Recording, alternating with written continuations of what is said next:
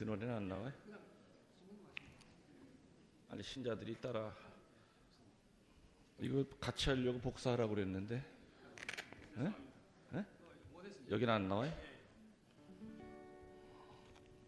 나 혼자 하는 게 아닌데 전 지금 목이 감기가 와가지고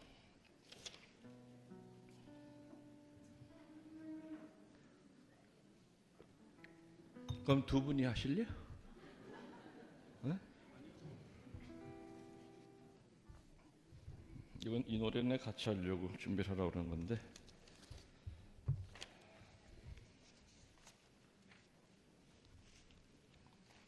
해봐요 그러면.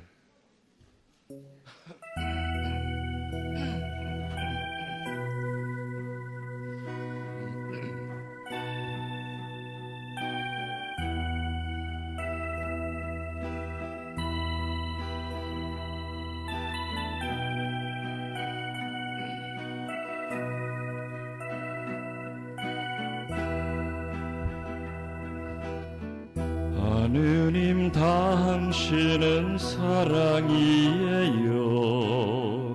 이 세상 모든 것을 만드시고요. 인간이 도대체 무엇이기에 이렇게 돌보시나요? 어두움 뚫고 당신은 정히 우리 마음을 비추시네요. 아, 당신은 사랑이란 걸 나 알아요. 예수님 당신은 사랑이에요. 이 세상 모든 죄를 받으시고요. 인간이 도대체 무엇이기에 그토록 죽으셨나요? 십자가 바라보면은 난 고개 숙여요. 아, 사랑은 죽음이란 걸 나 알아요. 이거 원래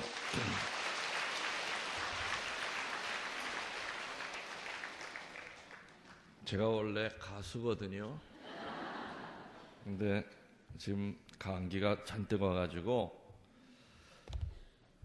아마 강의할 때도 좀 목소리가 많이 갈라집니다. 오늘 아까 왜냐면은 기도 천매의 밤 지난 토요일 날 하고 또 주일 지내고 원래 저는 감기를 안 걸리는데 2년에 한 번 걸리는데 그게 바로 오늘이에요. 그다음 또 오늘 약은 잔뜩 먹고 왔는데 아무튼 되겠죠. 이 두 번째 강의 들어가기 전에 먼저 나중에가 시간이 없을 것 같아서 지금 바로 치유 기도를 조금 해드리겠습니다. 눈을 감으시고 조용하게 조용히 천천히 음악 트세요.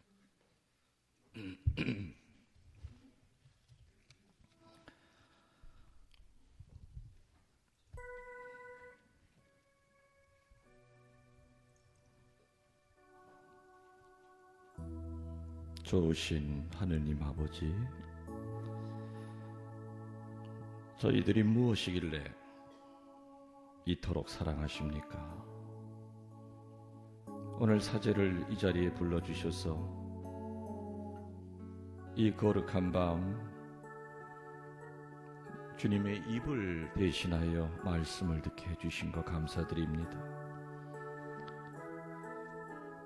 지금 치유자이신 예수님이 제 앞에 계심을 믿습니다. 감실함 안에 계심을 믿습니다. 또 이따가 성체 안에 계심을 믿습니다. 주님의 자비롭고 온유하신 그 얼굴 모습, 연민으로 가득 찬 티 없이 맑은 주님의 눈망울을 바라보고 있습니다. 예수님이 나의 이름을 부르며 말씀하고 계십니다. 나는 너의 신적인 치유자이다. 나는 오늘 병든 너를 치유하고자 왔노라. 건강한 사람에게는 의사가 필요하지 않으나 병들고 나약한 너는 치유자를 필요로 한다. 특별히 오늘 나의 성모 마켓에서 너희 한 사람 한 사람을 이 자리에 불러주셨으니 성모님께 감사드려라. 음악. 사랑하는 형제 자매들아, 나 예수에게는 시간과 공간은 아무런 장애가 되질 않는다. 나는 지금 이 순간부터 네가 어머니 뱃속에 빚어졌던 그 순간까지 거슬러 올라간다. 혹시라도 태중에서 부모로부터 받았던 상처, 원하지 않았던 임신으로 걸림돌이 되었던 모든 상처들을 지금 이 순간 나는 치유하고 있다. 너는 우연히 태어났거나 잘못해서 실수로 태어난 존재가 아니다. 나는 너의 생명이 빚어질 때 축복해 주었고 탄생할 때에도 축복해 주었다. 여자로 태어났기에 부모로부터 수모와 홀대를 받았던 그 모든 순간을 나는 지금 치유하고 있음을 믿어라. 사랑하는 자녀들아, 너희 아버지 어머니를 용서하여라. 주 예수님, 제 부모와 저 사이에 들어오셔서 당신의 신적인 사랑으로 치유시켜 주실 것을 믿습니다. 아버지에게 받은 상처가 있습니다. 어머니에게 받은 상처가 있고 내가 내 부모에게 드렸던 상처도 분명히 있습니다. 제 아버지와 제 사이에 들어와 주십시오.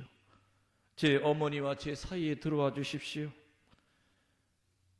제가 어떤 모양으로든지 내 부모에게 상처와 실망을 드린 데 대하여 아버지의 용서를 청하고 우리 부모님이 받은 상처 치유시켜 주십시오.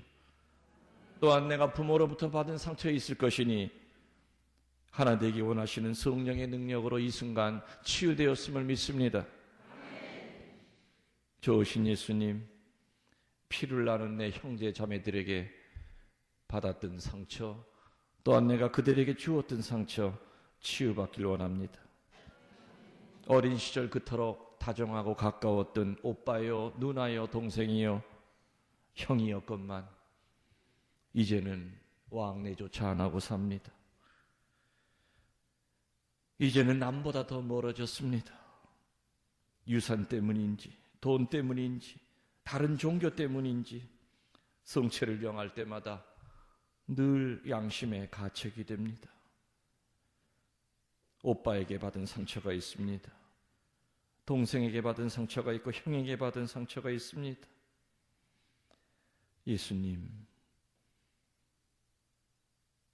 내 형제 자매들에게 받은 상처, 또한 내가 그들에게 준 상처 있을 것이니 오늘 이 순간 치유시켜 주셨음을 믿습니다. 좋으신 예수님, 저의 친구들을 용서하고자 합니다. 저를 놀리고 무시하고 명예를 손상시켰던 저의 친구들을 용서합니다. 또한 나도 그들에게 잘못한 모든 것에 대해서 용서를 청하며 서로 주고받았던 상처 치유되었음을 믿습니다. 주 예수님, 저와 제 배우자 사이에 들어오셔서 모든 상처를 낫게 해주십시오.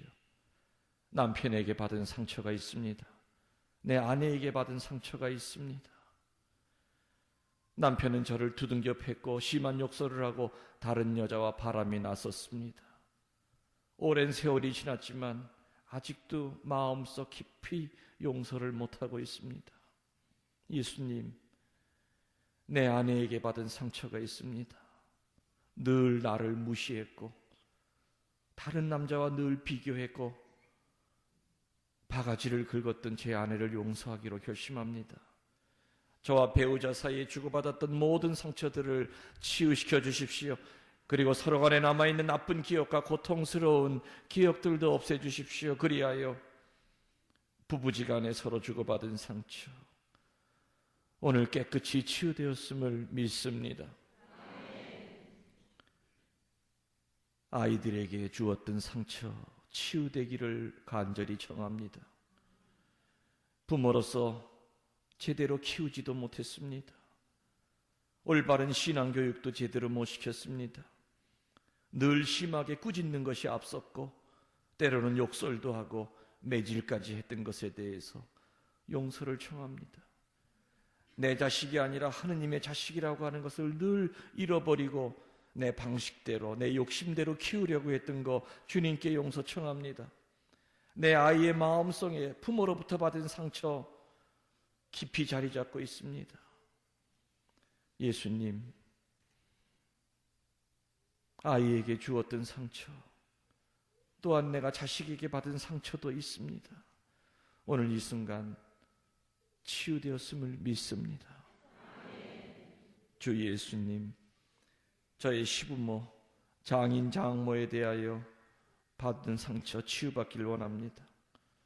친부모처럼 여기려 했건만 그러지 못했던 거 용서 청합니다. 시부모가 밉습니다. 장인, 장모 늘 서운하게 생각하고 삽니다. 또 사위에게 받은 상처 있습니다. 며느리에게 받은 상처 또한 있습니다. 하나 되기 원하시는 하나님의 능력으로 오늘 이 순간 깨끗이 치유되었음을 믿습니다. 좋으신 예수님, 사제 수도자들로부터 받은 상처 있습니다. 또한 그분들에게 드렸던 상처도 있습니다. 사제를 예수님의 대리자로 생각하고 너무 많은 것을 기대하고 살 때 그분들의 약한 모습을 볼 때마다 실망하고 상처받았다고 생각했습니다. 신부님의 차가운 말 한마디, 수녀님의 냉정한 말 한마디에 하늘이 무너지고 억장이 꺼졌던 적도 있습니다. 지금도 어느 신부님을 용서 못합니다.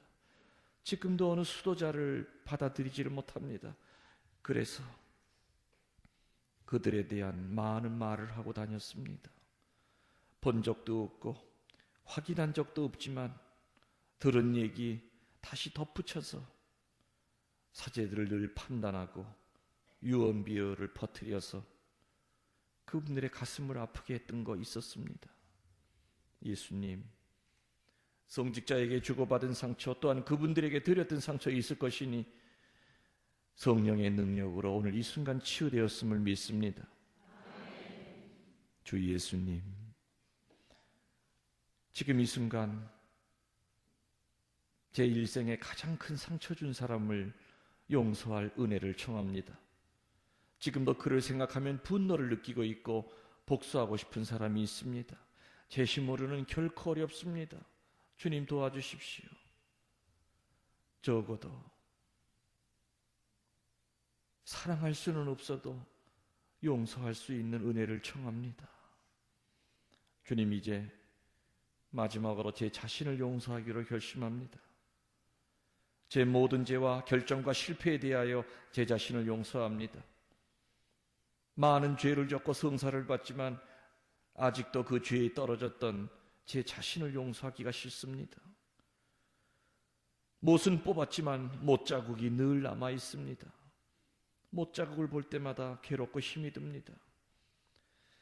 주님, 저는 간음을 했습니다. 도둑질도 했습니다. 낙태도 수없이 했습니다. 남의 명예를 수없이 손상시켰고 수없는 죄를 지었던 제 자신을 용서하기로 결심합니다. 완전하지 못한 자신을 용서하고 자신의 흠을 잡는 일과 자신의 가장 악한 원수가 되는 일을 중지할 결단을 내리고자 합니다. 나를 향하여 품었던 모든 적개심을 내어놓고 이제는 내 자신을 속박에서 풀어주고 성령의 능력을 통하여 나 자신과 평화를 이루고자 하오니 주님 도와주실 것을 믿습니다. 사랑하는 자녀들아, 나는 지금 이 순간 너의 모두에게 용서의 마음을 주었다. 또한 특별히 너 자신을 용서할 수 있는 은총을 허락한다. 내 자신의 죄의식을 내어놓거라. 더 이상 자학하지 말거라. 나는 너를 죽기까지 사랑하고 있다. 너는 눈에 넣어도 아프지 않을 내 귀염둥이요 내 사랑이다. 어찌 여인이 자기 젖먹이를 잊으랴. 자기가 낳은 아이를 어찌 가엾게 여기지 않으랴. 그러니 사랑하는 마리아, 테레사, 에리사벳, 카타리나, 리디아, 요한, 베드로, 바오로, 스테파노, 안드레아, 루시아, 제발 너 자신을 사랑하여라. 나는 너의 악행을 먹구름처럼 흩어버렸고 너의 죄를 뜬구름처럼 날려보냈다.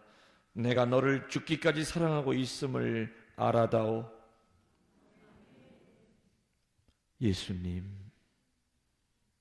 정말로 미안하고 감사합니다. 주님에게 드린 거 아무것도 없습니다. 헌데투성이밖에 없습니다. 죄덩어리밖에 없는데도 불구하고 그렇게 저를 사랑하고 있다니요. 주님, 사랑합니다. 예수님, 사랑합니다. 이 말밖에 드릴 수가 없습니다.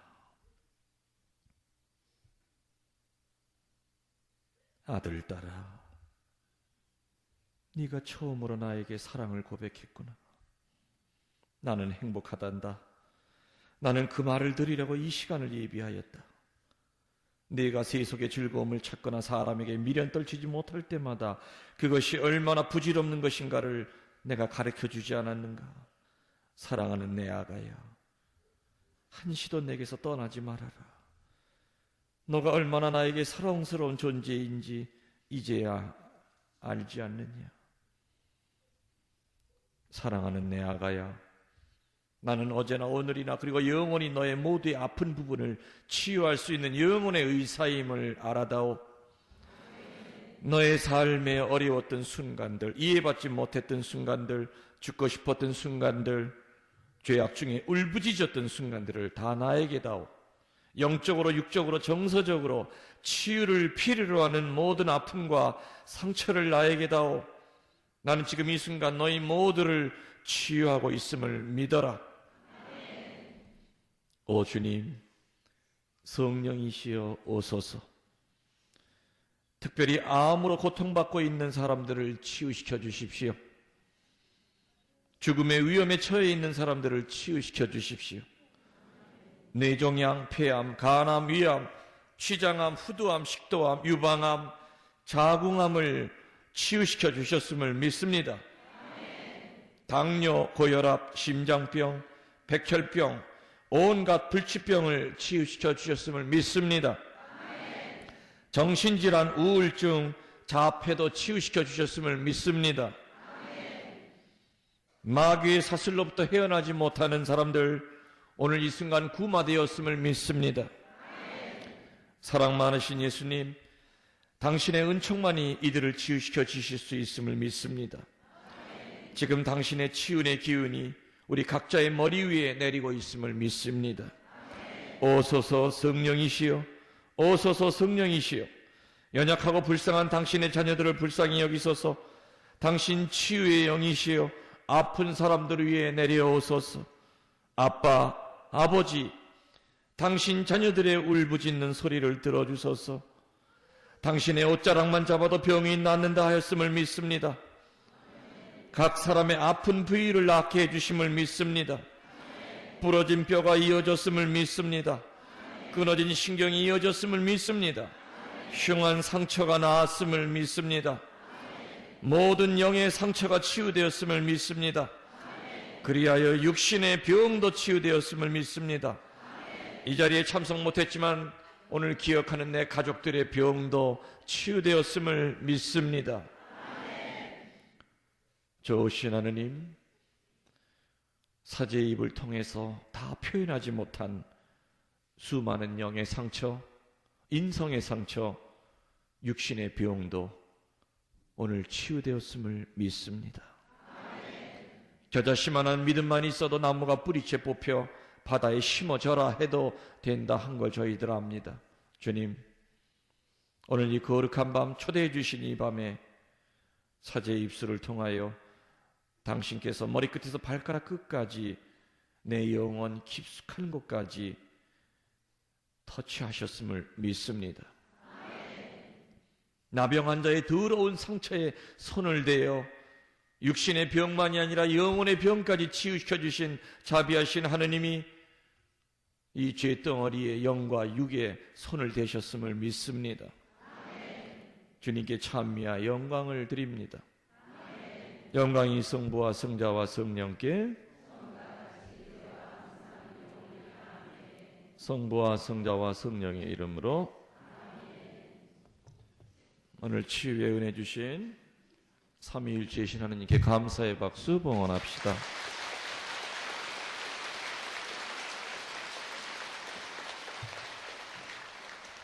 주님께서는 하루 피정이든 짧은 2시간, 1시간 피정이든 그분께서는 시간에 구애받지 않고 얼마든지 당신의 일을 하실 수 있는 분이라는 걸 믿으시기 바랍니다.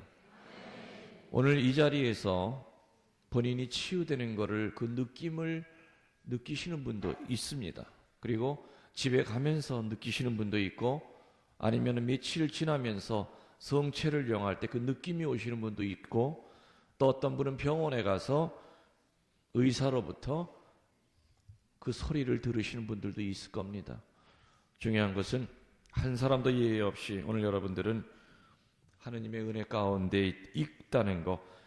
그래서 오늘 여러분들은 내가 내 발로 걸어온 것이 아니라 여러분들은 여러분의 발로 걸어왔을지 몰라도 오늘 이 자리에 불러놓으시려고 예수님께서 특별히 성모님께서 얼마나 많은 기도와 희생 끝에 오늘 여러분들이 이 자리에 앉아 있다고 하는 것, 부르심을 받고 왔다는 것 명심하시고 잊어버리시지 않기를 바랍니다.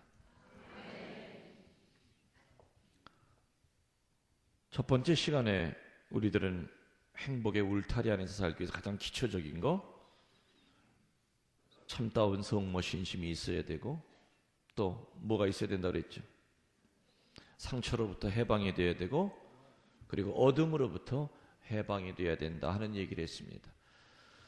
올바른 영적 울타리 안에 살려면 수십 가지의 그 울타리가 있습니다. 그 오늘 이 밤 짧기 때문에 다 얘기할 수가 없습니다. 오늘 여러분들에게 성령께서 오늘 사제를 통해서 말씀하고자 하시는 거, 또 오늘 이 순간 여러분들이 기억해야 될 거 몇 가지만을 얘기를 드리고자 합니다. 행복의 울타리 안에서 살기 위해서는 하느님께서 원하시는 올바른 영적 예배를 드려야 됩니다. 구약과 신약에 흐르고 있는 올바른 영적 예배가 되려면 세 가지의 조건을 갖추고 있어야 됩니다. 첫 번째로는 바치는 제물에 흠집이 없어야 됩니다. 두 번째로는 반드시 살아있는 제물을 바쳐야 되고 세 번째로는 본인 자신이 제물을 들고 제단 앞에까지 나와야 됩니다. 두 번째 것부터 먼저 얘기합시다. 두 번째가 뭐라고 그랬죠? 올바른 영적 예배가 되기 위해서는 죽은 제물이 아니라 살아있는 제물을 바쳐야 된다. 구약의 제사장들은 죽은 비둘기 안 받았습니다. 심장이 뛰고 피가 흐르는 살아있는 제물만 받았습니다. 신약적인 의미로 살아있는 제물이라고 하는 말 뜻은 뭐냐? 살아있는 미사, 살아있는 기도, 살아있는 봉헌, 살아있는 희생입니다. 많은 신자들이 미사 때 와서 죽은 미사를 드립니다. 몸뚱아리는 1시간 동안 의자에 앉아있고 제대를 보고 있지만 머릿속은 1시간 내내 딴 데 돌아다닙니다. 그런 미사는 혼수 상태에 빠져 하는 미사이기 때문에 그런 미사는 하루에 10대를 드려도 하느님께서 안 받으십니다. 그건 죽은 미사기 때문에. 죽은 기도하시는 분이 있습니다. 하루에 묵주기도를 20단을 바쳐도 단 한 단도 깨어서 기도를 못합니다. 이건 죽은 묵주기도입니다. 죽은 봉헌하시는 분이 있습니다. 죽은 봉사하시는 분이 있습니다. 다시 말하면 생명이 없는 모든 예배는 하느님에게 올라가질 않습니다. 두 번째가 뭐라고 그랬죠? 흠집이 없는 제물을 바쳐야 된다. 구약의 제사장들은 비둘기 발톱을 검사해보고 발톱이 빠져 있으면 퇴짜 넣고 염소 뿔에 금이가 있으면 퇴짜를 넣습니다. 신약적인 의미로 흠집이 난 제물이라고 하는 뜻은 어떻게 알아들어야 되느냐? 두 가지 뜻이 있는데, 첫 번째로는 죄의식입니다. 우리들이 죄를 지면 우리 영혼에 흠집이 생기죠. 사제들은 그래서 그 흠집을 제거하기 위하여 늘 미사 전에 어디서 기다려줍니까? 고백소에서 기다립니다. 네 영혼에 난 흠집을 제거하고 제단 앞에 정결한 마음으로 나와라 하는 뜻으로 늘 전 세계 신부들은 항상 미사하기 전에 기다려줍니다. 그리고 흠집이 났다고 하는 두 번째 뜻은 잘못된 봉헌, 정성이 안 들어간 봉헌을 뜻합니다. 심는 대로 거둔다는 말이 있죠. 천주교의 3대 신비가 있는데, 첫 번째는 헌금의 신비, 두 번째는 성사의 신비, 세 번째는 순교의 신비입니다. 순교의 신비나 성사의 신비는 전 세상 어느 교회에도 없는 아주 아름다운 신비지만은 우리 천주교의 정말로 창피한 신비는 우리 신자들은 올바로 봉헌을 못합니다. 자, 여러분에게 묻습니다. 봉헌의 뜻이 뭡니까? 우리 형제님, 봉헌이 뭡니까? 하느님의 것을 하느님에게 돌려드리는 것. 하필이면 많이 알고 있는 분에게 내가 물었네. 아주 외우고 있는 분에게 내가 물었네. 그러나 대부분 봉헌이 뭐냐고 그러면 대답을 못합니다. 봉헌의 정의는 하느님의 것을 하느님에게 되돌려드리는 것이다. 내 것의 일부를 띄어서 헌금 내고 교모금 내고 건축금 내는 것이 아니라 애초부터 내 건 없습니다. 그죠? 머리끝에서 발가락 끝까지 내 건 없습니다. 여러분들 어리석은 부자의 비유 아시죠? 부자가 창고가 하나 모자라서 더 큰 창고를 지어놓고 그 안에다가 온갖 곡식을 가득히 채워놓고 흐뭇해가지고 뭐라고 그럽니까? 내 영혼에게 말하리라. 건방진 놈. 영혼까지 짓거라고 그럽니다. 이제부터 실컷 먹고 마시고 놀고 즐기자. 그때 하늘에서 목소리가 들리죠. 이 어리석은 놈아, 오늘 밤에 내가 네 목숨을 걷어간다면 저 재산은 누구 거가 되겠느냐? 교우들을 만나서 얘기를 하다 보면은 아, 이 사람이 정말 신앙인이구나, 종교인이구나 하는 걸 느낍니다. 종교인들은 끝까지 이기적인 소유대명사를 씁니다. 모든 걸 다 자기 거라 그럽니다. 내 집, 내 몸, 내 자식, 내 재산. 그러나 신앙인들과 대화하다 보면은 이 몸은 성령님의 것이요, 자식은 하느님의 것이요, 재산도 하느님의 것이라고 그래요. 그건 신앙인이에요. 봉헌의 정의는 하느님의 것을 하느님에게 되돌려드리는 것이 봉헌의 정의고, 봉헌의 원칙은 뭐냐? 죽었다 깨도 11조입니다. 예수님도 11조도 중요하지만 거기에다가 모두 같이 해야 된다 얘기하셨지 11조를 부정하신 적 없습니다. 11조도 분명히 중요하다고 했습니다. 개신교에서는 11조랍니다. 개신교 사람들이 11조 해가지고 망하면 계속 하겠습니까? 11조는 세 가지 뜻이 있는데, 첫 번째 시간의 11조가 있고, 두 번째는 육신의 11조가 있고, 세 번째는 물질의 11조가 있습니다. 시간의 11조는 뭐냐? 하루 24시간 가운데 2시간 이상은 하느님과 끈이 연결이 되어 있어야 됩니다. 의식을 해야 된다, 그 뜻입니다. 하루에 2시간 성체조배하려는 얘기가 아닙니다. 아침에 일어나서 기도하면서 하느님을 의식해야 됩니다. 밥하면서 화살기도를 쏴야 되고, 차 타고 나가면서 화살기도 쏴야 되고, 직장에서 틈틈이 화살기도 쏴야 되고, 하루에 적어도 2시간 이상은 하느님을 의식해야 됩니다. 이게 바로 하루의 시간의 11조입니다. 어느 통계학자가 조사하기를 사람의 한평생을 70년으로 볼 때 70년을 도대체 뭘로 쓰나 조사했다고 합니다. 하루에 7시간 잠자는 사람이 70년 동안 잠자는 것을 모아놨더니 23년 동안을 잠을 자더라고 합니다.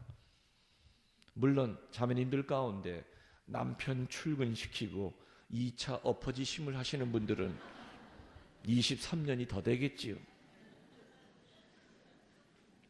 그리고 화장실에 앉아있는 시간이 70년을 한 사람의 일생으로 봤을 때 남자가 1년이 더 많습니다. 남자는 7년 8개월을 앉아있고 여자들은 6년 3개월을 앉아있습니다. 남자들은 신문 갖고 들어가면 끝장을 봅니다. 물론 변비가 있는 사람은 더 오래 앉아있겠죠. 목욕하는 시간은 여자들이 1년이 더 많았습니다. 여자들은 70년 가운데 8년 8개월을 목욕을 한다고 그래요.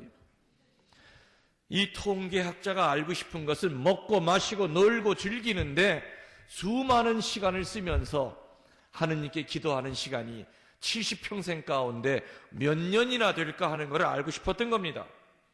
놀랍게도 1년이 안 나왔습니다. 6개월. 그것도 매일같이 15분씩 하루도 안 빠지고 기도해야만 70년 동안 모아놓으면 6개월이 나옵니다. 저도 하도 충격을 받아서 계산기 가지고 두둥겨 봤더니 맞아. 15분 기도해야만 70년 모아놓으면 6개월이 나와요. 우리는 썩어 없어질 것을 위해서는 시간과 돈과 모든 걸 투자합니다. 그러나 영원한 세상을 얻기 위해서 하느님에게 기도하는 시간이 내 인생의 70분의 1도 아닌 140분의 1. 솔직히 여러분들 15분 기도 안 합니다. 매일같이 15분 기도하십니까? 온전한 마음으로 15분을 못 합니다. 그렇고 보면은 6개월이 안 된다는 얘기입니다. 나중에 죽어서 주님이 우리 심판하실 때 물을 게 있습니다. 내가 너에게 80년을 줬는데 선물을 그 긴 세월 동안 나에게 기도한 시간이 얼마나 되느냐? 모르긴 몰라도 꽤 될 겁니다. 이게 안 통합니다. 요즘은 천국도 다 전산화가 이루어져 가지고 이름 석자만 때리면 그 사람에 대한 신상이 딱 뜹니다. 봐라, 너 80년 동안 열이 이틀 동안 했다. 아이, 그 컴퓨터 잘못된 거 아닙니다. 아니다, 이거 삼성 최신형이다. 안 통합니다. 15분 기도하셨던 분들은 15분을 늘리십시오. 적어도 내 인생에 70분의 1은 봉헌해야 되지, 1년은 돼야 되지 않겠는가. 벼르기도 낯짝이 떼는 말이 있습니다. 그래서 시간의 11조는 바로 그런 뜻을 의미합니다. 그 다음에가 육신의 11조가 있죠. 내 몸 움직거려서 봉사할 때를 찾아서 하려는 겁니다. 그리고 두 번째 뜻은 장기 기증입니다. 여러분들 살아있으면서 의학적으로 맞기만 하면 남에게 줄 수 있는 장기가 뭐가 있죠? 우선 피가 있죠. 피가 아마 제일 쉬울 거예요. 또 뭐가 있습니까? 신장, 그 다음에 간도 맞으면 줄 수 있어요. 그죠? 죽은 다음에 3시간 안에 줄 수 있는 것이 눈입니다. 안구. 제가 어느 본당에 있을 때 어느 자매가, 그 자매는 직업이 간병인인데 저를 찾아와서 신부님이 허락하시면 자기 콩팥을 누구에게 주고 싶대요. 자기가 간호하고 있는 24살 된 청년이 있는데 교통사고로 들어왔는데 콩팥 2개가 다 으스러져 가지고 거의 죽을 지경인데 검사해 보니까 피도 살도 안 섞인 남인데 맞는데요, 의학적으로. 근데 내가 알기로 그 자매는 갑상선에다가 류마티스 관절염 환자에다가 병덩어리인데도 주겠다는 거예요. 난 처음에 돈을 받고 주는 줄 알고, 자매님 돈 받고 주는 겁니까? 아, 미쳤습니까? 어떻게 천주교 신자가 돈을 받고 줍니까? 아니, 자기 자식을 위해서는 콩팥을 줄 수는 있어도 피도 살도 안 섞이는 어떻게 남을 위해서 콩팥을 줄 수 있다는 얘기입니까? 당신 남편이 허락했습니까? 허락했대요. 허락할 정도로 둘이 그렇게 사이가 안 좋습니까? 사이는 무지하게 좋대요. 근데 왜 나한테 와서 부담스럽게 허락을 맡으십니까? 신부님이 그래도 영적으로 아버지 아닙니까? 아버지가 허락해 주셔야죠. 하라고 그랬습니다. 내 거 아닌데 어떻습니까? 그래서 콩팥 줬어요. 그 청년은 살아났죠. 그 자매가 2달 후에 종합검사를 하는데 머리끝에서 발가락까지 모든 병이 다 치유가 됐어요.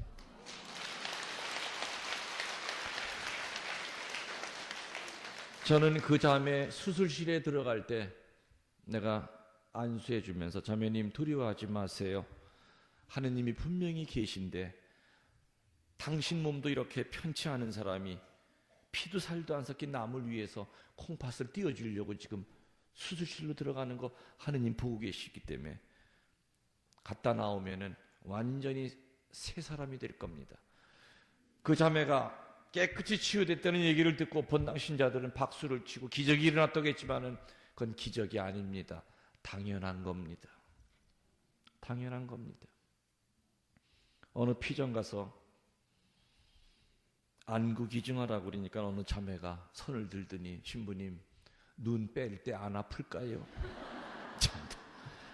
아니 죽고 난 다음에는 뭐 아픈지 안 아픈지 어떻게 알아?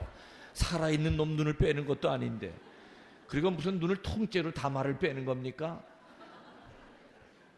다마내기 껍질 벗기듯이 살짝 벗겨가지고 필요한 사람한테 살짝 얹어주는 건데 괜히 주기 싫으면 주기나 싫다고 그러지 눈 뺄 때 안 아플까요? 그렇게 말이라고 물어요.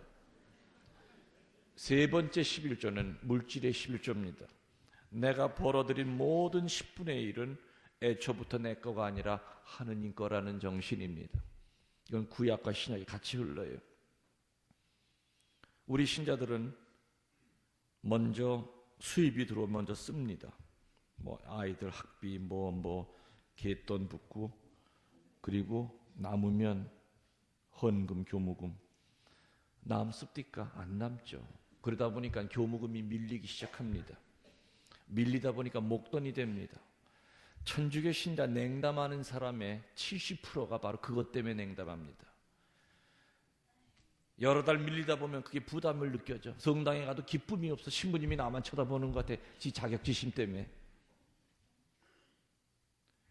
하느님에게 기쁘게 드려야 될 그 봉헌 때문에 하느님으로부터 멀어지고 교회로부터 멀어져요. 제가 어느 본당에 있을 때 교무금을 책정을 하는데 그 본당에서 교무금 제일 많이 내는 분이 앉으셨는데 그분은 직업이 덤프 트럭 한 10대 굴리는 토목공사하는 사장이에요. 근데 그분이 앉으시더니 요즘 경기가 안 좋다고 뭐 각서를 하시면서 결론은 뭐냐, 교무금을 반으로 줄여달래요. 저는 그거 가지고 안 싸워요. 반으로 줄이시라고, 알아서 줄이시라고. 내 인상은 별로 안 좋았겠죠. 줄여.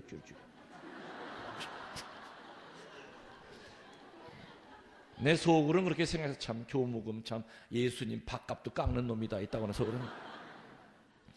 그리고 그 인간이 나갔어. 그 다음에 두 번째 인간이 들어오는데 빵가게 주인이에요.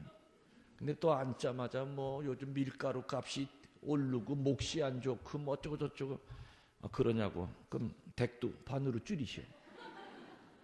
그때 대뜸 성질을 내면서 아니 신부님 사람을 어떻게 알고서는 교무금을 줄이려고 하십니까? 아니 어렵다며요. 아니 교무금을 올리면 올리지 100원이라도 올려야지 어떻게 줄일 수가 있습니까? 아니 어렵다며 왜 성질을 나한테 부리고 난리. 신부님 저 배로 적겠습니다. 제 앞에서 배로 적었어요. 더블로 적었어요. 그럼 나가면서 하는 얘기가 어차피 망할 건데 하느님한테 왕창 쓰고 망하겠다.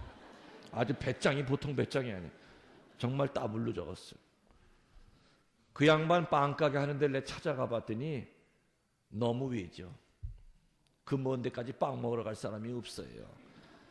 그 앞에 가가지고 차 타고 지나다니면서 난 걱정이 태산 같죠. 저 사람 교무금은 따블로 했는데 빵가게는 파리만 날라다니니 저 냉담하게 생겼네. 큰일 났네. 하느님의 역사가 3개월 후에 일어납니다. 그 빵가게 뒤에가 논이었는데 어느 날 차들이 와서 흙을 붓디다. 그러면서 들리는 소리가 버스 주차장이 글로 이사를 간다는 거예요. 그러면서 아이들이 몰려들기 시작해가지고 빵가게가 미어 터지는데 옆에 집까지 1년 만에 사버렸어요.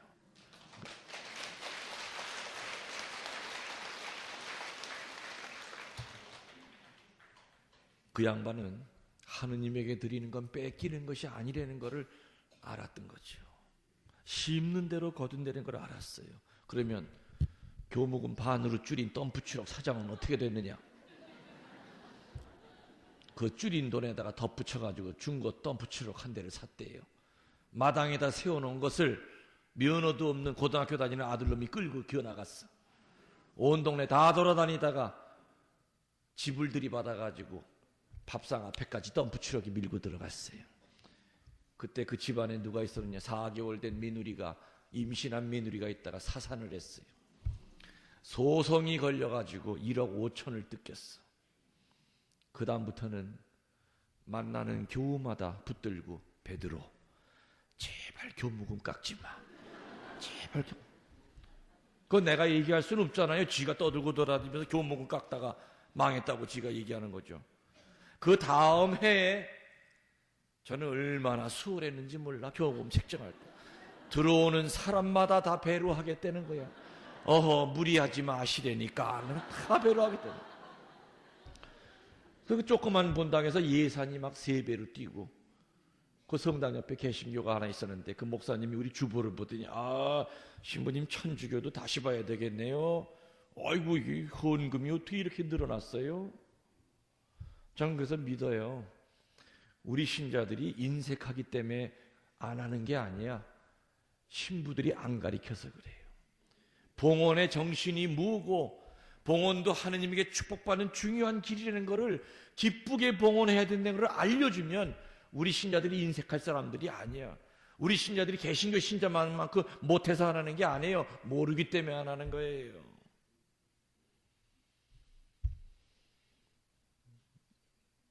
(11조) 하라는 얘기를 듣고 많은 자매님들이 시작은 해요. 제 얘기를 듣고 몇 개월이 고비래요. 아깝대요. 그래도 유혹을 참고 그래 끝까지 하여튼 11조는 뭐냐, 요거에서 11조, 여기 11조가 아니라 아무튼 내 한 달 수입에서 10분의 1을 가지고 꽃동네 뭐 어디 내고 헌금 내고 교무금 내고 다 합친 게 11조면 돼요. 그게 10분의 1이면 되는 거 알아들으셨어요? 그게 11조예요. 아무튼 내가 한 달 동안 1,000원을 벌었다. 그럼 11조가 얼마예요? 100원이죠. 그 100원을 가지고 쪼개서 교무금 내고 헌금 내고 꽃동네 회비 내고 오순절 마을 뭐 내고 하느님을 위해서 쓰는 게 11조예요. 할 때마다 하는 게 아니라. 알아들으셨죠? 그게 11조 개념이에요. 그래서 하느님에게 드리는 것을 뺏긴다고 생각할 때는 그게 바로 흠집난 재물이에요. 흠집난 재물이에요.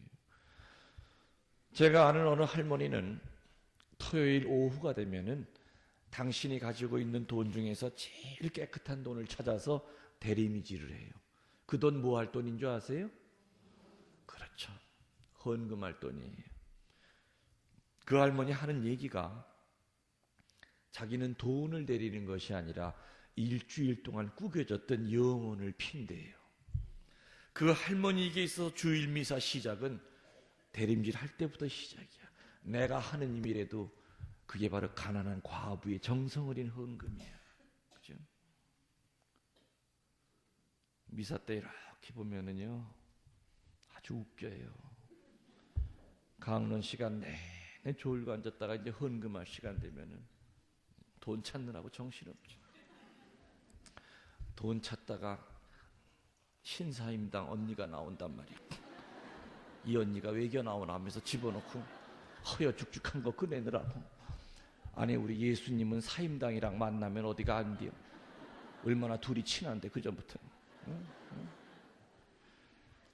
저는 참 부르짖고 강조하는 것이 우리 천주교의 성가를 뜯어고쳐야 된다. 특별히 봉헌 성가는 안 맞아요.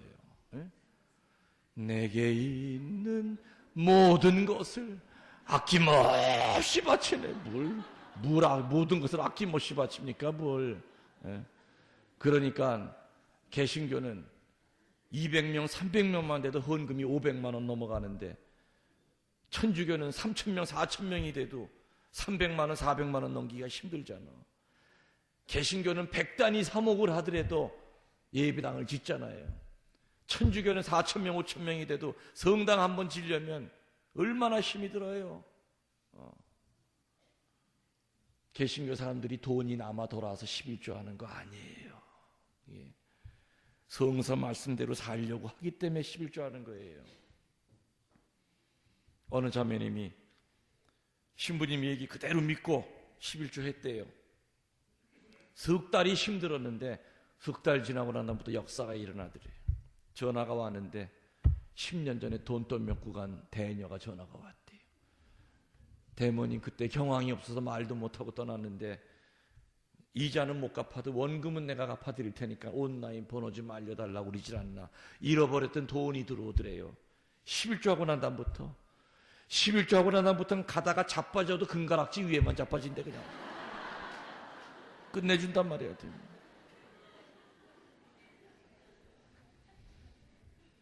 그러니까 흠집이 난 재물이라고 하는 것은 지금에도 두 가지 뜻이에요. 첫 번째는 우리들이 죄의식을 갖고 있을 때는 내 영혼에 흠집이 생기기 때문에 반드시 고해 성사를 통해서 죄 사함을 받고 정결하고 깨끗한 마음으로 제단 앞에 나오라는 것이 첫 번째고, 두 번째는 올바른 봉헌을 못했을 때 그게 바로 흠집 난 재물이라는 거 알아들으셨죠? 세 번째 뭐라 그랬어요? 본인 자신이 재물을 들고 제단 앞에까지 나와야 된다. 다시 말하면은 냉담하는 남편이 그래도 꼴에 양심이 있어서 자기 아내가 미사 갈 때마다 야 이거 내 몫으로 헌금 좀 넣어줘. 하느님 안 받는다 이겁니다. 본인 자신이 앞에 나와야 돼요. 야 이거 100만 원 줄 테니까 내 대신 좀 헌금통에 넣어줘. 그 돈 안 받아요. 물론 나는 받아요. 칼같이 챙기죠. 주는데 왜 안 받습니까? 하느님은 안 받아. 이 말 뜻은 이거죠. 아버지 생신인데 가기가 싫은 거예요. 그래서 자기 아내에게 너 가서 아버지 생신 좀 차려드리고 나 찾으면 해외 출장 갔다고 그래. 그리고 그놈은 골프채 메고 골프 치러 기어나갔어요. 이런 자식을 우리는 호러 자식이라 그래요. 신앙적으로도 호러 자식들 많아요. 요즘 뭐 비즈니스 때문에 조금 더 늙으면 그때부터 제가 주일 지키겠습니다. 그때가 안 오면 어떡할 거예요. 정말 그런 사람이 있었어요. 내가 볼 때마다 성당 나오시죠. 신부님 저 하느님 배반한 거 아니에요. 제가 지금 한참 일할 나이 아닙니까? 60 딱 되면 그 다음부터는 제가 주일 지키겠어요. 무섭습니다. 1년 후에 교통사고로 직사를 했어요. 그 사람한테 60이 안 온 거예요. 60만 되면 자기 회개하고 성사 보고 나온다고 그랬거든. 60이 와야 오는 거죠. 우린 전부 다 사형수들이야. 사형수. 그죠? 언제 형이 집행이 될지 모를 뿐이지 50년 후에 버티고 있을 사람 손 들어봐. 이 자리에서요. 없어요. 99%는 다 죽었을 거예요. 50년 후에. 그죠? 다 사형수들이에요. 저는 그래서 늘 피정할 때마다 이 피정지도가 내 생애의 마지막 피정지도 한다는 마음으로 해요. 왜? 오늘 이 피정지도하고 이번 주에 주님께서 김신부 이제 와라 하면 가야지 뵐 수 있습니까? 여러분들 다음 주에 평화신문에 김웅렬 신부 선종. 모르는 일이에요. 그건 아무도 모르는 일이에요. 성인 성녀 되는 길은 다른 거 없어요. 하루하루를 마지막으로 알아야 돼요. 종말론적인 삶을 살아야 돼요. 우리는 시간의 유한성을 못 깨닫기 때문에 오늘 못하면 내일 하면 내일이 와야지. 안 올 수도 있잖아요. 한밤중에 심장마비로 죽는 사람이 이 좁은 대한민국 바닥에서 500명이 넘는다고 그래요. 심장마비가 죽는 사람이. 그 일이 나와는 상관이 없다. 아무도 장담 못해요. 그러기 때문에 밤에 잠들기 전에 작은 티끌이라도 오늘 나한테 있었는가를 찾아내야 돼. 저녁 기도해야 되잖아요. 옛날 저녁 만가가 얼마나 길은 줄 아시죠? 여기 옛날 교우들 계십니까? 옛날 저녁 만가는 기본이 1시간이에요. 묵주기도 15단은 필수. 그때는 성인이 없던 시절이니까 우리 한국에 복자 열품도문 그거 다 같이 외워야 되고, 가톨릭 기도서 1페이지서부터 끝까지 다 했어요. 그래야만 우리 아버지 어머니는 우리 5형제 잠자리로 가라고 그랬어요. 그거 안 했다간 어림도 없어요. 그때 그게 얼마나 지겨웠는지, 저녁 만가하는 것이. 그때 내가 결심한 게 있잖아요. 나 이 다음에 크면 기도 안 하고 바로 잘 거다. 그런데 지금 내 사제 생활을 지켜주는 게 신학교 때 배운 훈련이 아니에요. 어릴 때 우리 아버지 어머니가 알려준 그 신앙, 기도하는 거, 만가. 이렇게 지방에 내려와서 피정하고 집에 가면 보통 새벽 3시, 4시 돼요. 온몸이 파김치죠. 사제관 문 열고 들어가요. 그때까지 보호자가 기다리란 이유가 없어요. 내 방에 들어가면 침대가 나를 보고 뭐라는 줄 아세요? 날 보러 와요. 날 보러 와요. 빨리 들어와요. 근데 들어갈 수 없어요. 들어가기 전에 해야 될 게 있잖아요. 오늘 못다한 기도, 오늘 저녁 기도해야 되고, 오늘 묵주기도 못한 거, 그리고 오늘 묵상, 어떨 때 아침에 깨보면 침대까지도 못 가고 성무일도 끌어안고 새우잠 자고 있어요. 이건 신학교에서 배운 훈련이 아니에요. 어릴 때 우리 부모님한테 배운 거. 그만큼 신앙이 이게 무서운 거죠. 무서운 거예요. 요즘은 집집마다 기도가 없어졌어요. 원래 사실은 기도라고 하는 단어도 천주교 용어가 아니죠. 개신교에서 온 거예요. 기도라고 하는 뜻은 빈다는 뜻밖에 없어요. 공의의 이전에는 천주교에는 신공밖에 없어. 신공. 거룩할 공로. 아침에 바치는 신공이 조과, 밤에 잠자기 전에 하는 신공이 저녁 만과. 그 과자는 무슨 과자예요? 일과자예요. 아침에 일어나면은 밥을 못 먹고 학교를 보내는 한이 있어도 첫 번째 해야 되는 일이 바로 아침 조가, 아침 신공이에요. 근데 지금 각 집마다 이 신공이 없어졌어요.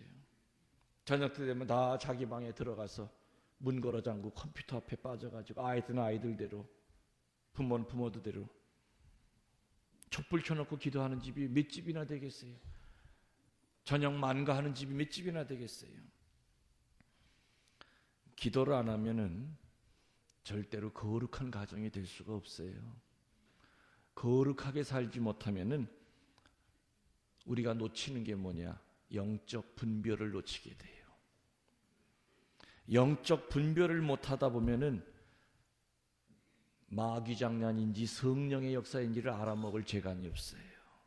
그 지금 시대는 똑똑한 신부가 필요한 시대가 아니라 거룩한 사제가 필요한 시대고, 지금 시대는 능력 있는 수녀들이 필요한 시대가 아니라 거룩한 수도자가 필요한 시대고, 지금 시대는 재주 많은 평신도들이 필요한 시대가 아니라 거룩한 평신도들이 필요한 시대인데, 이 거룩함은 어디서 나오느냐?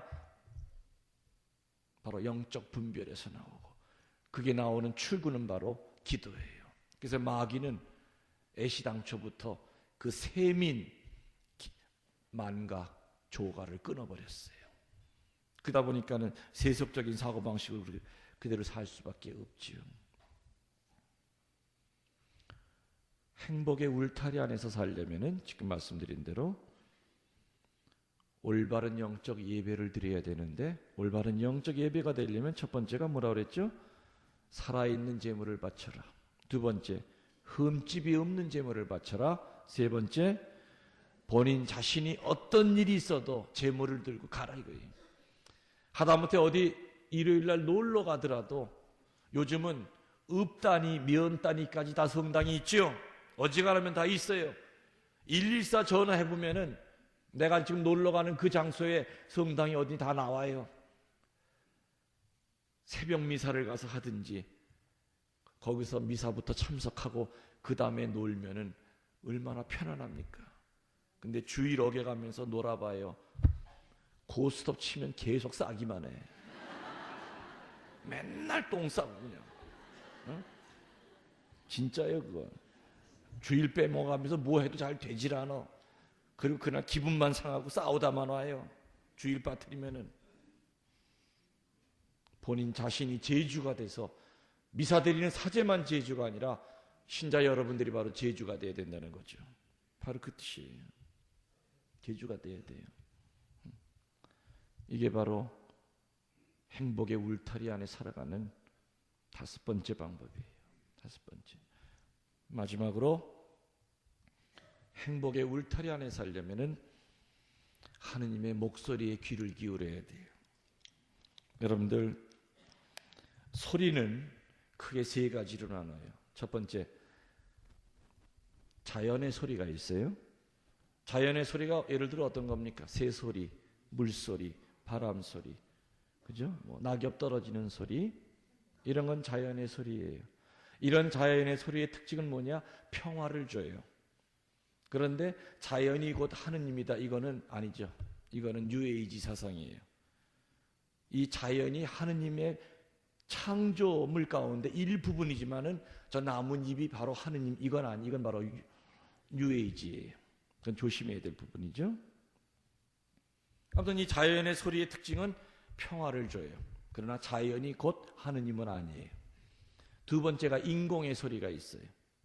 인공의 소리 뭐 있습니까?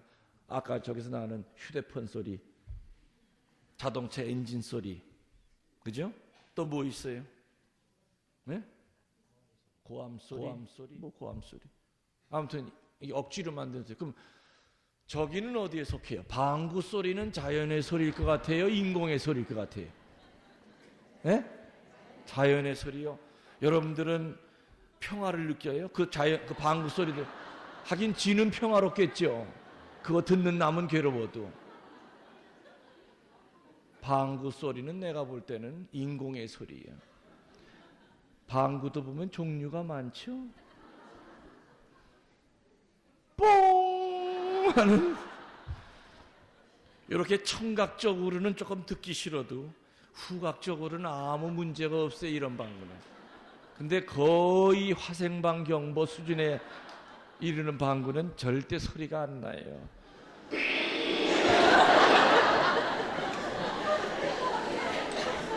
어느 은퇴 신부님이 계셨는데요. 그 은퇴 신부님이 일요일 날 저녁에 가까운 본당에 미사를 한 대 맡아서 하셨대요.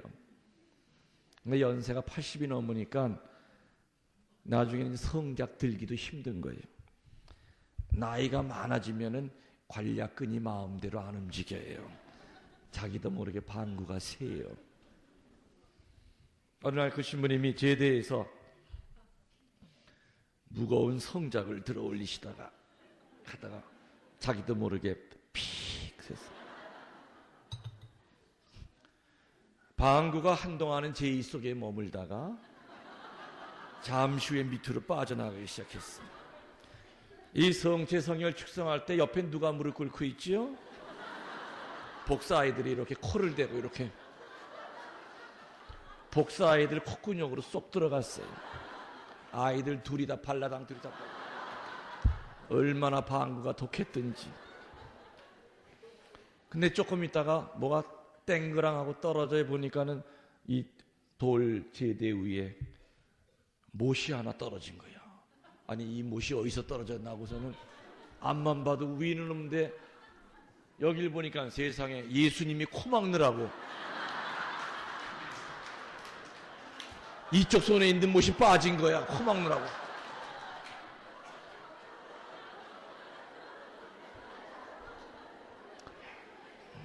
누가 꾸며낸 얘기인지는 모르겠지만 여러분들, 제가 질문할게요.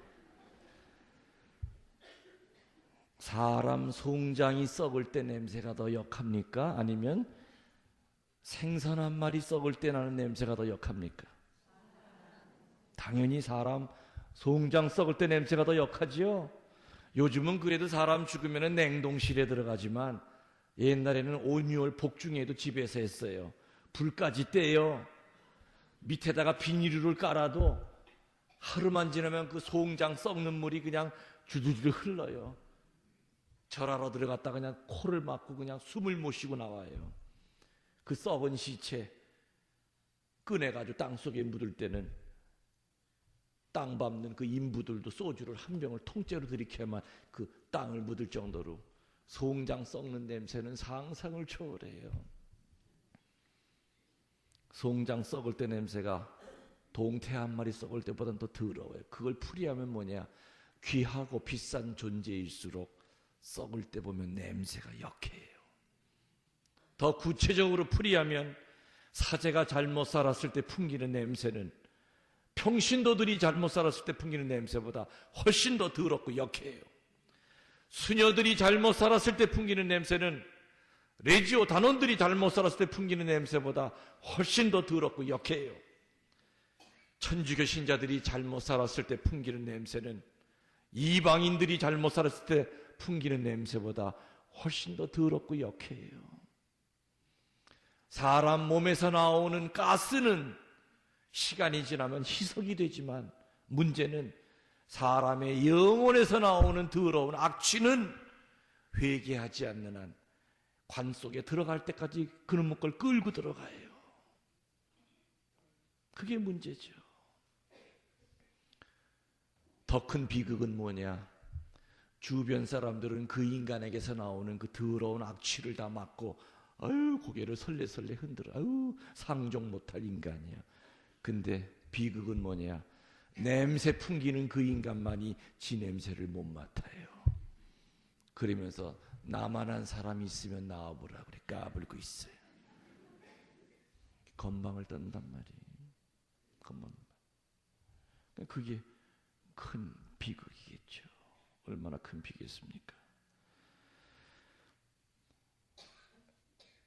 자연의 소리가 있고 인공의 소리가 있고 세 번째가 하느님의 소리가 있어요. 근데 하느님의 소리를 들으려면은 우리가 FM 주파수를 잘 맞춰야만 소리가 잘 들리듯이 하느님의 목소리를 잘 들으려면은 하느님의 주파수가 있는데 대개는 네 가지로 구분이 돼요. 첫 번째는 양심이라고 하는 주파수가 있어요. 그렇죠?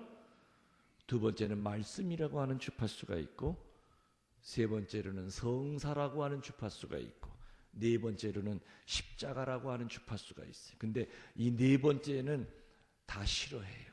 너무 고통스럽기 때문에. 그런데 네 가지 중에서 가장 선명하고 힘있게 들리는 것은 바로 네 번째 십자가예요. 십자가의 주파수. 올바로 살던 사람이 하느님의 목소리를 들으면은 더 용기를 내고 힘을 내서 열심히 살게 되고, 잘못 사는 사람이 처음에 하느님의 목소리를 들으면은 처음엔 두려움을 갖죠. 그러나 즉시 회개하고 새 사람이 돼요. 그런데 하느님의 목소리 가운데서 좀 아주 스페셜한 특별한 목소리가 있어요. 그 목소리는 뭐냐? 부르심, 성소의 목소리예요. 여러분들 사제 서품식 할 때 보면은 제단 위에 있는 그 많은 사제들이 똑같은 영대를 걸치고 똑같은 장배기를 입고 입지만은 성소에 대한 부르심을 받을 때 그 동기는 똑같은 사제들이 하나도 없어요. 그거 아시죠? 똑같은 방법으로 절대 안 부르세요. 전혀 다 달라요. 그렇게 다를 수가 없어요. 예를 들면 제 동창 신부님 가운데 한 분은 어릴 때부터 복사를 섰는데 부활초 때문에 사제가 됐대요. 부활 전날, 망부활날 수녀님이 제의실에다가 신부님이 들고 입장할 부활초를 이렇게 세워놨는데 복사들이 까불다가 부활초를 잡아뜨렸어. 반이 부러진 거예요. 그게 붙습니까? 그게? 신부님이 들어오고 그걸 보고 깜짝 놀랐죠. 그 복사는 귀싸대기 한 대 맞을 각오를 했대. 그랬더니 신부님이 붙여보려고 애를 쓰시더니 안 붙잖아요. 한마디도 안 하시더래. 잠시 후에 수녀님이 들어와 보더니 이 복사가 넘어뜨린 거 알았죠. 어떤 놈이야! 하고 소리를 지르더래. 그 신부님이 어떻게 했는 줄 아세요? 오돌오돌 떨고 있는 그 복사를 당신 수단 뒤에다가 감추면서 수녀님 죄송합니다. 내가 넘어뜨려서 깨졌어요. 그 뒤에서 떨고 있던 복사는 그날 성소를 받은 거야. 아, 사제는 바로 이런 존재구나. 나 우리 신부님 같은 이런 신부님 될 거야. 그날 그 신부님은 영문도 모르는 신자들 앞에서 반토막 초를 들고 그리스도의 광명 했지만 그 거룩한 밤에 사제 하나가 만들어졌어요. 지금도 내 동창 신부님은 자기에게 성소를 줬던 그 신부님을 닮아서 부산에서 빈민촌 사목을 해요. 얼마나 밑바닥에서 가난한 사람들과 사는지 몰라. 하느님은 부활초, 부러진 부활초 가지고도 성소를 주시오. 또 내 친한 동창 신부님 가운데 대전에 있는 신부님인데 정말 못생겼어요. 3층에서 떨어진 호박을 마차가 밟고 지나간 얼굴이. 신학교 입학할 때부터 항상 옆 침대, 밥 먹을 때도 항상 7년 동안 군대도 같이. 어떤 데는 내 너무너무 사람이 좋고 착해. 그러니까 내가 맨날 놀려 먹죠. 밥을 먹다가도 이렇게 쳐다보면서 너 네 엄마가 나타 깔고 앉았지. 그래도 씩 웃기만 해요.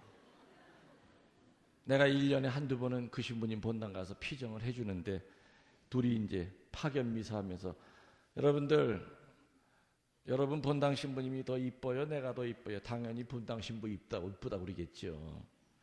아주 할머니들이 물고 빨어 이쁘다고. 그 신부님이 신학교 들어오게 된 동기가 뭔지 아세요? 자기네 본당에 프랑스 신부님이 계셨는데 얼굴이 조각이었대요. 그 프랑스 신부님이 어느 날 저녁 미사를 하는데 스테인드 그 빛이 쫙 그 신부님을 비치는데 이건 그림이더래. 저렇게 잘생긴 사람도 하느님에게 일생을 바쳤다면 나처럼 못생긴 놈이 뭐가 아까울 게 있느냐. 이게 신학교 들어오게 된 동기요. 하느님은 그렇게도 부르잖아.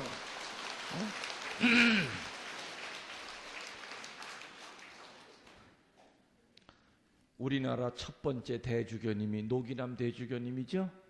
노기남 대주교님 우리나라 첫 번째 한국 주교님이에요.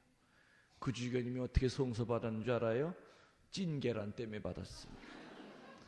그 주교님이 어렸을 때 집이 공소 회장집이었대. 아버지가 공소 회장이야. 옛날에 서양 신부님들은 한번 공소 판공 오면은 열흘씩 이렇게 묵어갔어요. 그럴 때마다 엄마가 항상 밥 시중을 들었죠. 그런데 그 신부님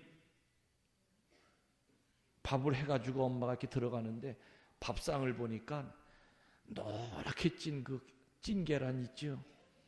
위에다 깨 뿌리고 파 송송 썰어가지고 이렇게 해놓은 거, 깨 뿌린 거, 찰랑찰랑한 거. 자기는 1년에 한 번도 먹기가 힘든 그 맛있는 찐계란을 신부님은 밥 때마다 어머니가 해갖고 들어가는 거야. 이야, 신부만 되면 저렇게 찐계란을 먹을 수 있구나. 그래서 노기남 소녀는 그 찐계란이 먹고 싶어서 신학교를 갔어요. 전능하신 하느님은 찐계란 하나 가지고도 대주교를 만드셨잖아요. 에? 그러니까 하느님의 소리, 특별히 이 성소에 대한 소리는 그렇게 다룰 수가 없어요. 여러분 앞에 앉아있는 이 김웅열 신부는 어떻게 해서 내가 신학교 간 줄 압니까? 뭐 테이프 들어보신 분은 알겠죠.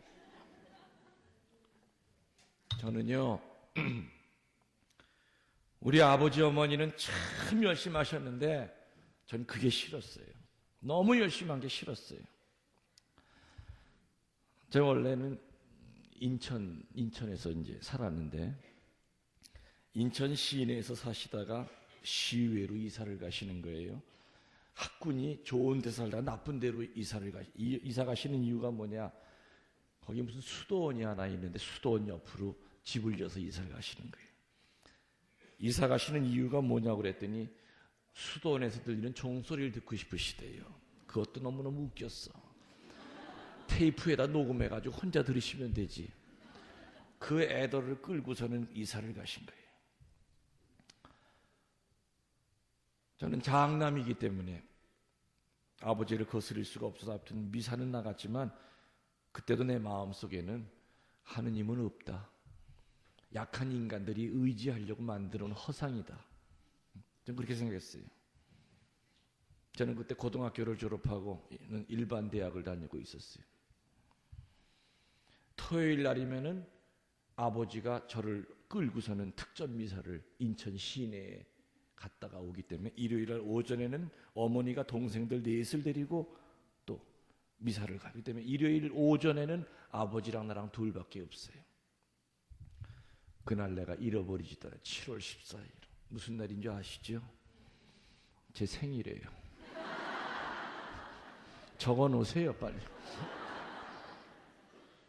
태풍주의보가 내렸는데 내 방에서 책을 보고 있는데 갑자기 꽝 소리가 나는 거예요. 저는 벼락이 떨어지는데 벼락 소리가 같지 않았어. 기분이 이상해서 아버지 방에 갔더니 아버지가 안 계세요. 그때 우리 집에 집 옆에다가 큰 창고가 있었어요. 그 창고 안에다가 방을 한 10대 개를 들여가지고 그 방은 무슨 방인 줄 압니까? 우리 아버지가 얼마나 착한 분이시냐면은 옛날에 거지들 많았죠? 겨울만 되면 동네 거지들 다 데려다가 한겨울을 나게 했어요. 우리는 밥을 굶어도 거지는 쌀밥을 해 먹였고 내 추리닝 없어졌다 하면 거지가 입고 돌아다녀요. 저는 아주 그것도 싫었어요. 왜 맨날 우리 집은 거지들이 드글드글 끓느냐. 꽃동네 오웅진 신부님보다 우리 아버지가 훨씬 선배예요. 거지들 데리고 사는 거예요. 그때는 7월달이라 거지들이 먹고 살만하니까 그 창고가 비어 있었어요. 근데 창고 쪽에서 소리가 난 것 같았거든. 창고로 뛰어가 봤죠. 첫 번째 방, 두 번째 방, 세 번째 방을 열었는데 깜짝 놀랐어요. 아버지가 그 방바닥에 피투성이가 돼서 쓰러져 계시고 머리에서는 피가 꿀럭꿀럭꿀럭 나오고 천장이 뻥 뚫어져가지고 피가 쏟아지고 있는 거예요. 쫓아 들어가서 맥을 짚어봤더니 맥이 안 뛰어요. 심장이 안 뛰어요. 응급처치를 하고 별의별 짓을 다 해도 뛰질 않아요. 저는 의학 공부를 하고 있었기 때문에 아무 소용이 없는 거예요. 그 허벌판에 우리 집 한 채인데 사람 살려고 소리 질러도 아무도 도와줄 사람이 없었어요. 어머니는 동생들 데리고 시내로 미사 갔으니까. 그때 얼마나 외로웠는지 몰라요. 시체로 변한 아버지를 앞에 두고 자식이 할 수 있는 건 아무것도 없는 거예요. 그때 내가 할 수 있는 유일한 몸짓은 피투성이 된 아버지를 내 품에 끌어안고 그 뻥 뚫린 하늘을 쳐다보면서 절규했어요. 하느님, 당신이 정말 있다면 우리 아버지 살려주세요. 우리 아버지 이렇게 돌아가실 수 없어요. 우리 아버지만 살려주면 내 가던 길 다 포기하고 신부 될게요. 말 한마디 잘못해가지고 내가.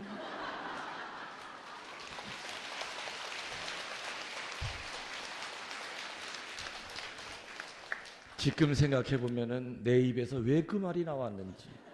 저는요 솔직히 꿈에도 신부가 된다는 생각 해본 적이 없어요.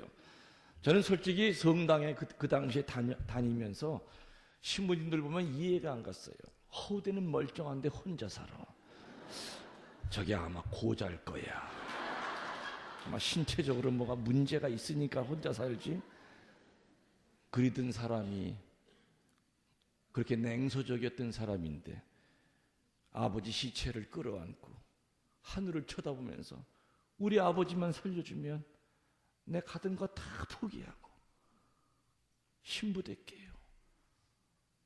눈물 콧물이 범벅이 돼서 절규했지요. 한 20분을 내가 울었던 것 같아요.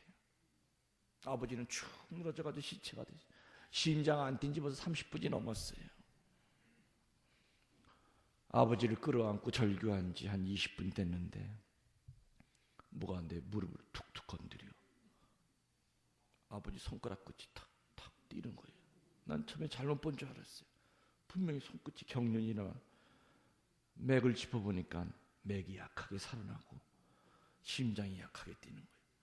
그러면서 아버지 후 하고 숨을 쉬면서 의식이 들으시는. 그때는 아버지가 심장 멈춘 지 한 40분이 지났었어요. 그건 의학적으로 살아난다 하더라도 뇌에 공급이 안 되기 때문에 살 수가 없었죠. 내 눈앞에서 기적이 일어난 거예요. 부활한 나자로가, 죽은 나자로가 부활하듯이 죽은 내 아버지가 모든 상식을 깨고 40분 만에 살아나신 거예요. 아버지는 의식이 드시면서 첫 마디가 큰아들을 부르셨어요. 토마스, 예 아버지 저 여기 있어요. 우리 부모님들은요 김웅렬이라고 하는 이름을 불러준 적이 없어요.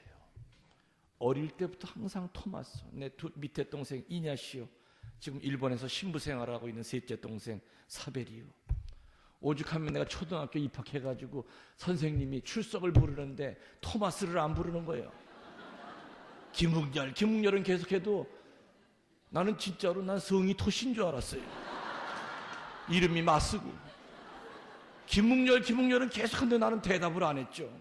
왜 토마스를 안 부르나? 토마스 부를 때까지. 그 정도로 우리 부모님들은 세례명 하나 불러주심으로써 네가 천주님의 자식이라는 것을 아주 뼛속 깊이 가르쳤어요. 저는 확신해요. 부모들이 정말 기도하는 마음으로 자식에게, 손주, 손녀에게 세례명만 열심히 불러줘도 그 자식은 절대 냉담에 빠질 수가 없어요.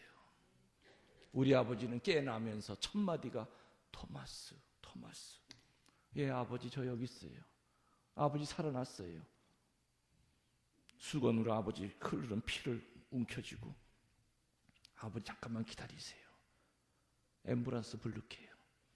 가까운 동네를 뛰어가서 앰뷸런스를 불러서 병원에 갔죠.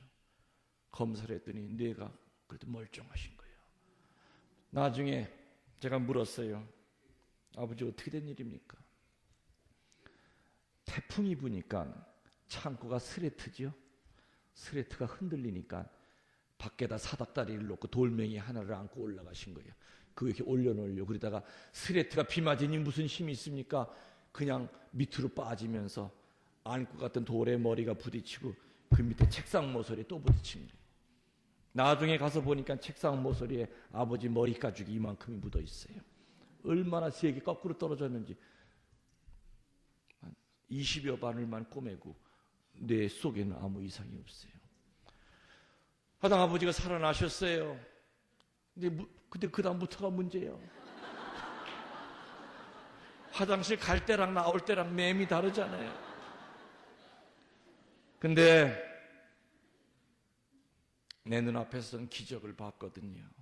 그렇기 때문에 사람은요 하느님을 체험하기까지가 이렇쿵 저렇쿵 변명도 하고 망설이고 못 포기하죠. 일단 하느님을 체험하고 난다면은 하느님 외의 거는 다 포기할 수 있어요.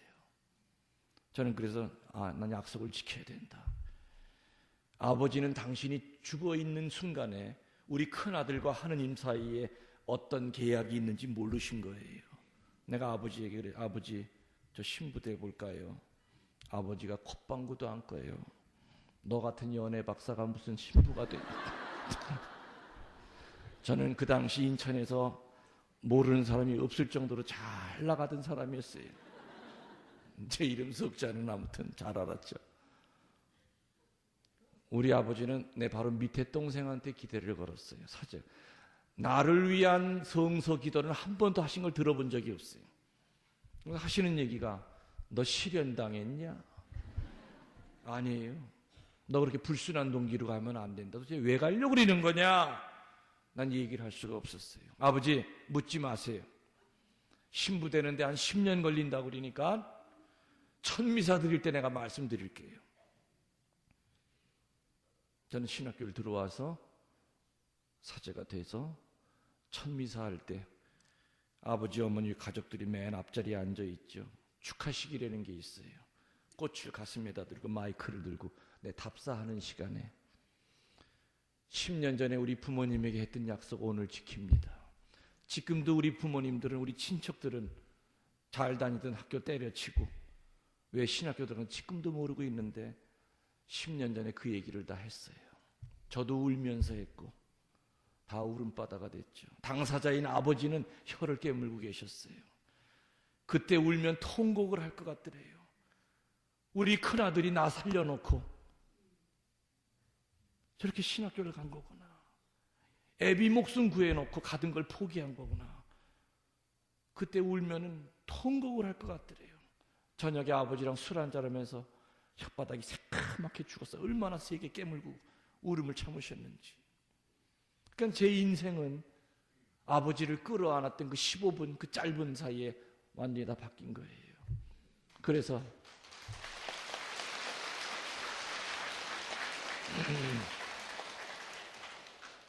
저에게 성서를 주셨던 아버지는 이제는 세상을 떠나신 지 7년이 다 돼가죠. 저에게는 큰 산이었고 넓은 바다 같은 분이셨지만은 이제 아마 지금 살아계시다면 84 되셨겠네요. 어머니는 계세요, 혼자. 그냥 저처럼 아주 드라마틱하게 성서를 받아 하느님의 목소리를 들은 사람도 있고, 어릴 때부터 복사하다가 넌 신부님 돼야 돼 해가지고 아예 다른 건 생각도 못하고 소신학교 들어가서 그냥 이렇게 된 분들도 있고. 그 때문에 하느님의 목소리는 특이해요. 그 하느님의 목소리는 아까 얘기드린 대로 양심을 통해서 오고, 두 번째로는 말씀을 통해서 오고, 세 번째는 성사를 통해서 오고, 네 번째는 십자가의 고통을 통해서 와요. 근데 가장 힘있고 강력하지만 누구나 다 거부하고 싶은 게 바로 십자가의 고통이에요. 거기에서 바로 십자가의 신비가 드러나는 것이겠죠. 알아들으셨습니까? 네. 그래서 하느님의 목소리를 가까이 느끼려고 살 때 우리는 행복의 울타리 안에서 살게 돼요. 알아들으셨죠? 예, 이제 시간이 너무 오래돼가지고 해도 끝이 없습니다. 오늘 파견 미사까지 이제 해야 되니까 여러분들 화장실 안 가셔도 되죠? 그럼 그 자리에서 제가 제의 입고 나올 테니까. 광야에서 뱀을 들어올린 것처럼 사람의 아들도 들어올려져야 한다. 믿는 사람은 누구나 사람의 아들 안에서 영원한 생명을 얻게 하려는 것이다. 주님의 말씀입니다. 그리스도님 찬미합니다. 오늘 시간이 너무 오래됐기 때문에 한 가지만 얘기하겠습니다. 성체에 대한 얘기인데, 제가 피정 지도를 하면서 계속 강의하면서 치유 기도를 계속 보내고 있다. 근데 그것이 가장 완결이 될 때가 영성체 한 직후입니다. 그래서 어떤 분들은 하루 종일 피정하고 미사 시간 되면 바쁘다고 이렇게 가요. 그럼 그날 허당해요. 피정한 거. 그래서 이따가 여러분들이 성체를 오늘 영하셔야 되는데, 어떤 분은 주일 한두 번 빠져서 영할 수 있나, 정말 영하고 싶은데, 일단은 오늘 피정 통해서 많이 회개하셨으면 일단 오늘 영하세요. 영하시고 나중에 다시 개별적으로 고해성사 보세요. 신부님이 그렇게 얘기하셔도 저는 성체를 영할 수 없는 그런 상황입니다. 또 저는 아직 세례를 안 받았습니다. 또 저는 개신교에서 온 사람입니다. 그런 사람들은 못 영하겠죠? 이따 그분들은 신부님들 앞에 섰을 때 이렇게 해주세요. 그럼 대신 안수를 해드리겠습니다. 그분들은. 근데 이제 요것도 해서 요것도 하고 싶고, 요거 하고 난 다음에 성체도 받고 싶고 두 개는 안 돼. 아셨어요? 그리고 성체 영하시고 난 다음에 자리에 들어가셔서 성체 영하로 나오면서 여러분들이 한마디만 하세요. 속으로. 앞으로 어느 미사 때도 마찬가지예요. 그 이상의 말은 그건 다 교만이에요. 딱 한마디가 뭐냐? 주님, 죄인입니다. 자비를 베풀어 주십시오. 앞으로 여러분들 이 세상 떠날 때까지 얼마나 많은 성체를 영할지 모르겠지만은 항상 성체를 영하기 전에 여러분들이 바리새이의 기도가 아니라 세리의 기도하셔야 돼요. 성전에 바리새이와 세리가 기도하러 올라왔죠. 바리새이는 얼마나 당당했습니까? 제단 앞에까지 나와서 저 아시죠? 주님, 저요 음탕하게 산 적도 없고 부정직하게 산 적도 없어요. 일주일에 2번 단식하고 살고요. 11조 칼같이 내요. 저 뒤에 있는 세리와 저 비교하지 마세요. 세리는 어떻게 했어요? 성전 안에 발도 못 들여놓고 고개도 못 쳐들고 하염없이 눈물 흘리면서 무슨 말만 되풀이했습니까? 주님, 죄인입니다. 자비를 베풀어 주십시오. 그날 의인으로 인정받고 돌아가는 것은 스스로 의인인 척했던 바리사이가 아니라 끝없는 죄인임을 고백하며 끝없는 자비를 청했던 세리가 의인으로 주님께 인정받고 돌아갔어요. 솔직히 우리 점수로 따져서 96점 이상 신앙생활 하는 사람만 성체영할 수 있다 한다면 성체영할 사람이 여기 몇 사람이나 되겠는가? 우리들이 성체를 당연히 영할 자격이 있기 때문에 주님이 우리 밥이 되시는 게 아니에요. 죄의 찌들은 우리 살리시려고 우리 양식이 되고 천상 음료가 되시는 거죠. 그 때문에 성체 받으러 나오면서 당당할 사람은 아무도 없어요. 어깨 딱 펴고 자신만만할 사람 아무도 없어요. 저도 매일같이 성체를 영하면서도 늘 주님, 저 죄인입니다. 어찌 저를 통해서 이런 역사를 하십니까? 그리고 성체를 영하시고 자리에 앉으셔서는 그때는 성가 부르는 때가 아니에요. 성체를 영한 그 순간부터 여러분은 예수님과 비스무리해지는 게 아니라 예수 그리스도가 되는 거예요. 여러분의 손은 성체 영한 직후에 여러분의 손은 예수님의 손이 되는 거예요. 그렇기 때문에 그 예수님의 손을 가지고 성체 영하시고 난 다음에는 앞으로도 마찬가지예요. 자리에 들어가셔서 그 예수님의 손을 가지고 치우기도 하세요. 마음이 아프신 분들은 가슴에 손을 대고 주님, 제 역사 속에 들어오셔서 제가 얼마나 깊은 상처 속에서 피 흘리는지 아시지요.